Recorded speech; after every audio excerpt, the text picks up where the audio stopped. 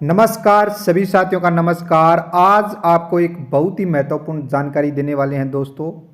आपको बता दें कि राजस्थान के मुख्यमंत्री भजनलाल शर्मा की कैबिनेट मीटिंग में शनिवार को कई बड़े फैसले लिए गए दोस्तों।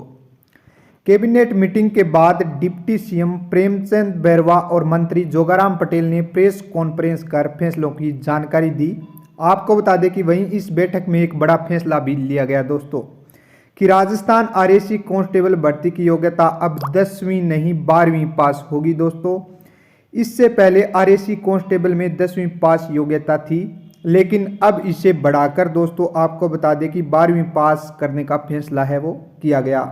इसके साथ ही मेवाड़ भीलकोर में भी 12वीं पास योग्यता रहेगी। कैबिनेट ने इसके लिए कांस्टेबल भर्ती नियमों में संशोधन को मंजूरी दे दी है दोस्तों। ये आपके लिए बहुत ही महत्वपूर्ण है दोस्तों। तो अगर वीडियो अच्छी लगी हो तो एक लाइक तो बनता